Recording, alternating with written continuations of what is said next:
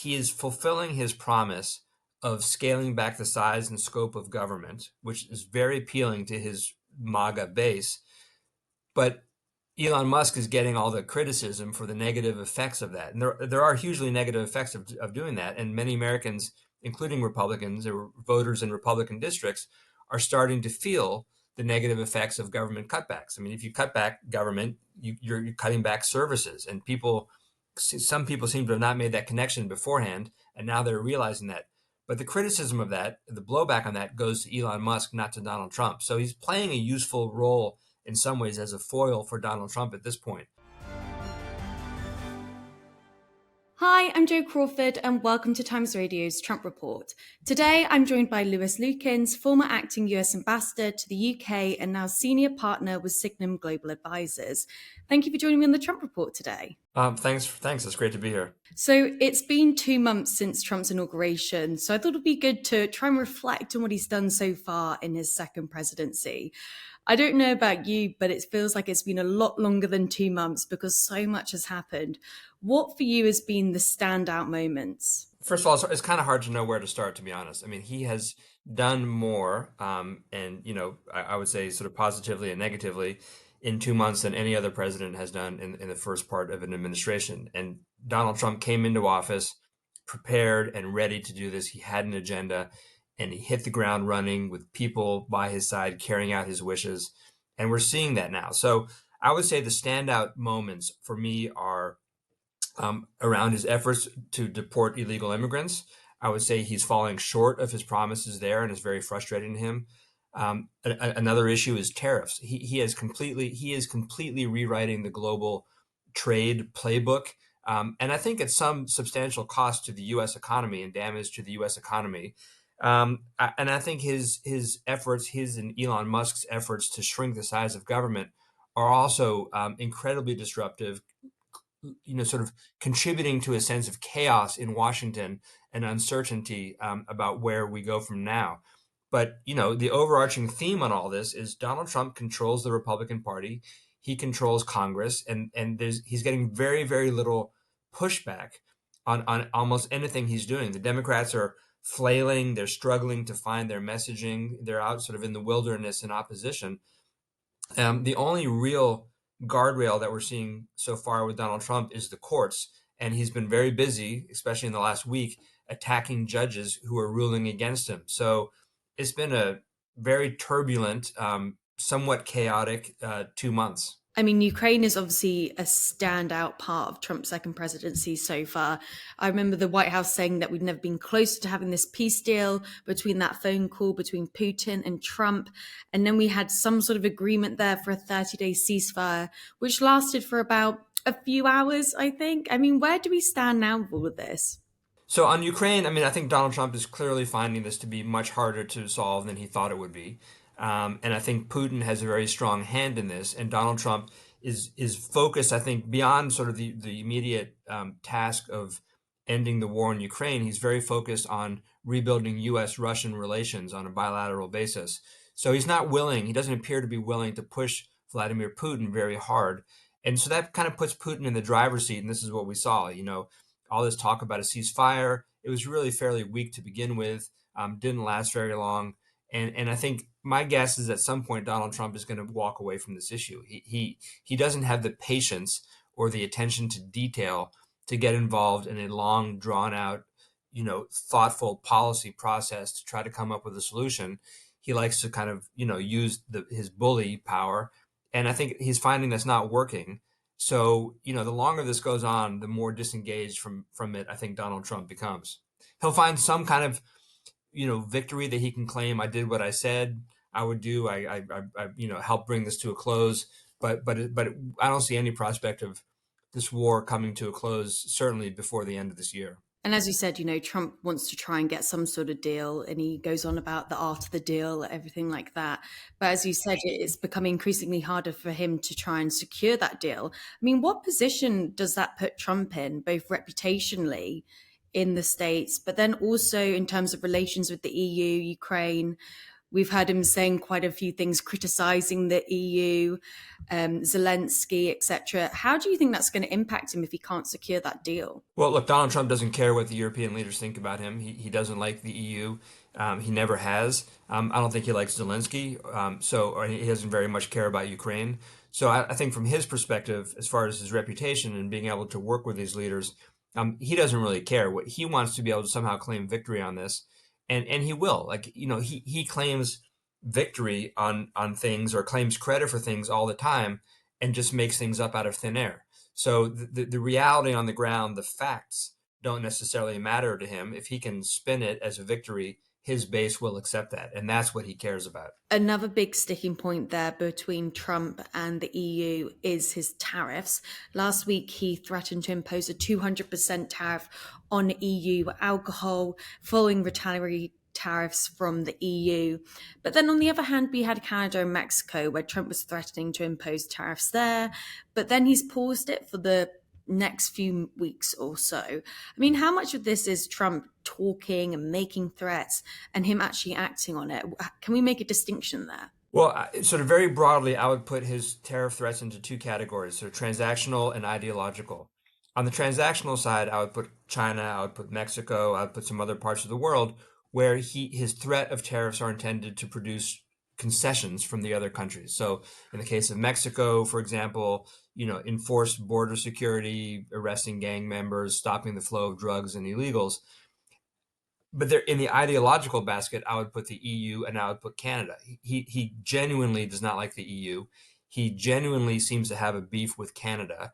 He started off sort of joking that Canada should become the 51st state. I'm not so sure how much of a joke that is anymore. I mean, he keeps saying this over and over and over again.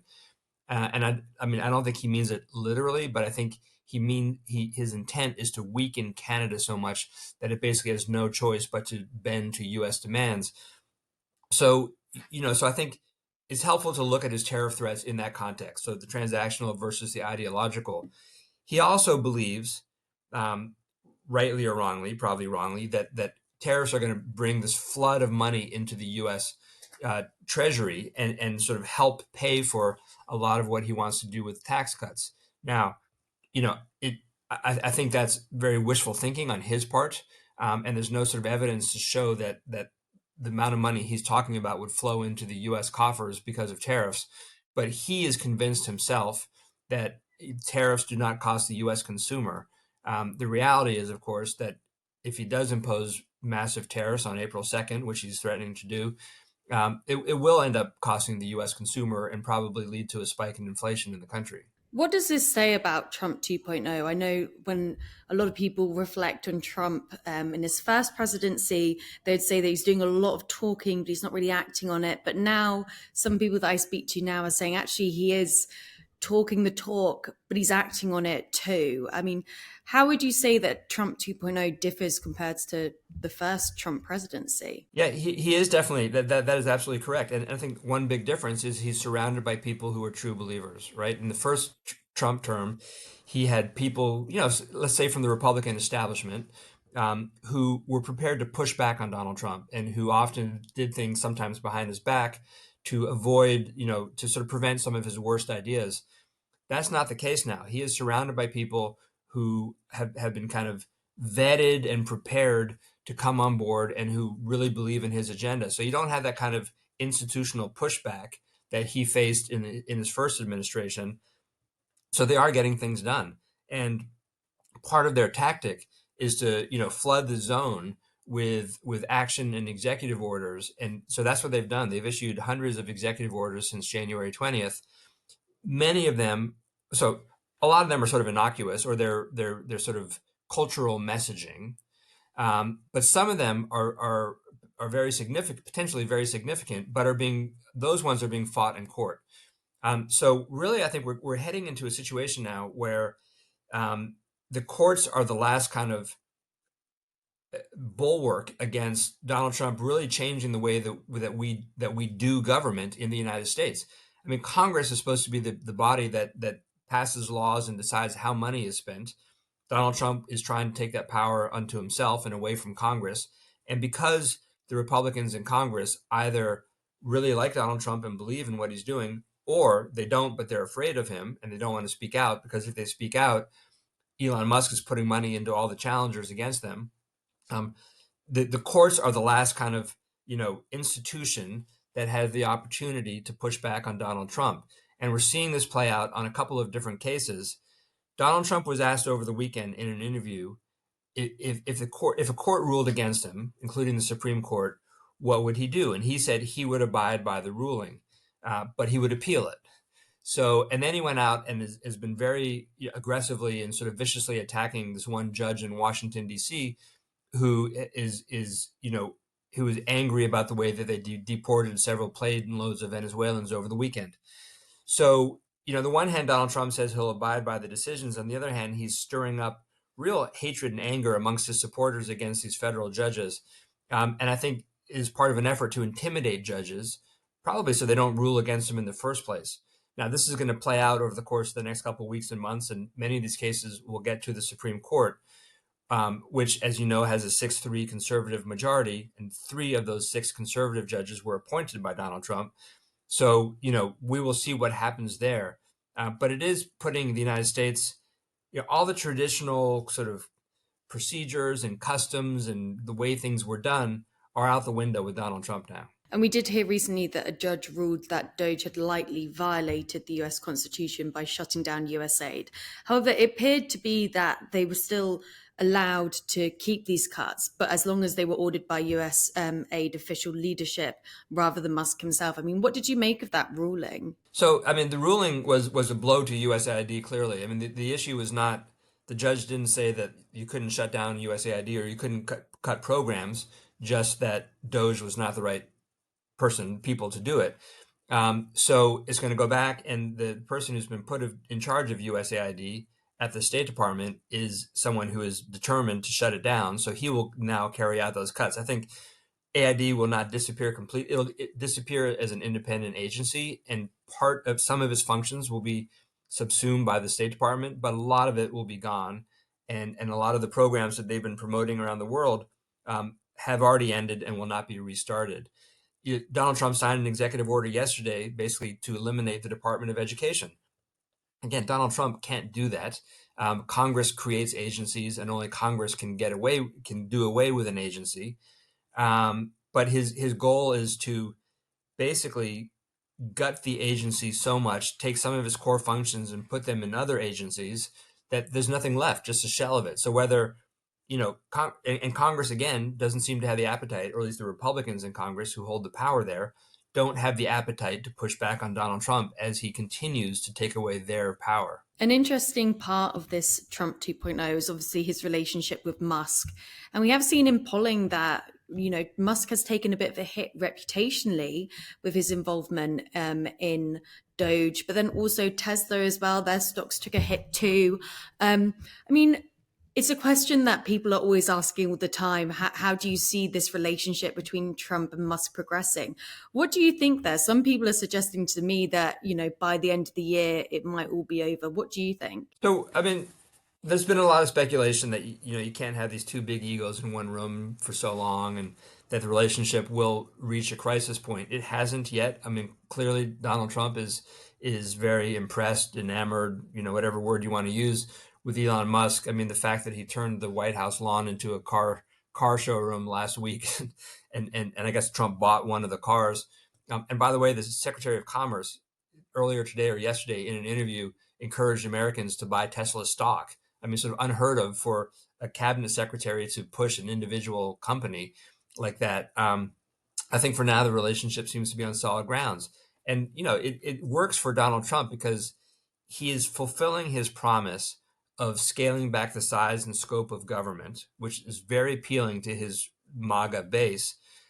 But Elon Musk is getting all the criticism for the negative effects of that. And there are hugely negative effects of doing that. And many Americans, including Republicans or voters in Republican districts, are starting to feel the negative effects of government cutbacks. I mean, if you cut back government, you're cutting back services. And some people seem to have not made that connection beforehand, and now they're realizing that. But the criticism of that, the blowback on that, goes to Elon Musk, not to Donald Trump. So he's playing a useful role in some ways as a foil for Donald Trump at this point. Whether they're still buddies, 6, 7, 8, 9 months from now, who knows? But for now, the relationship seems to be very strong. My final question would be, where do you think we'll be in 2 months' time? It's very hard to predict. Look, I mean, in Congress, they're going to be working hard over the next 2 months to build a piece of legislation that extends Donald Trump's tax cuts that expire at the end of this year, that provides more money for immigration enforcement and deportations. Donald Trump is getting very frustrated because he promised to deport millions and millions of illegal immigrants. They're not deporting anywhere near that number. They're basically stuck at the numbers that we've seen historically over the course of the last 10 years or so. So, Donald Trump wants more money for that, and Republicans will give that to him.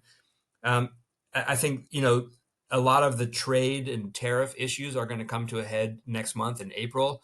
And I think so 2 months from now, we'll possibly see a real fracturing of the global trade relationship, or, Trump will somewhat back down or cut deals with countries, and it won't be quite as drastic as people fear. And then, sort of on foreign policy, you know, I think Ukraine, Russia is the big thing, and I think Donald Trump will probably have one or two more pushes to reach a ceasefire, but then at a certain point, like I said, I think he washes his hands of it and moves on. Well, I guess we will have to have this chat again in 2 months' time. Lewis Lukens, thank you so much for joining me on the Trump Report today. Thanks, Joe.